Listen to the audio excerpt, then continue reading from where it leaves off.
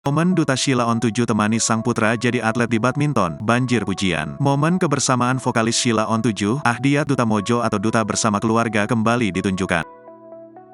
Kali ini, saat Duta Sheila on 7 dampingi sang anak saat berlaga di turnamen badminton Piala Wali Kota Cup Solo 2023. Duta bersama istri Adelia Lontoh mendampingi kedua anaknya yang menjadi atlet badminton dari klub Mojo Art Badminton Sleman, Aisyah Meglio Duta Ciara dan Bima Al-Aiman Mojo. Tampak Duta sempat memberikan arahan khusus ke sang anak sebelum pertandingan dan di sela-sela pertandingan. Hingga akhirnya, Bima Al-Aiman Mojo menang dari lawannya dan melaju ke babak selanjutnya.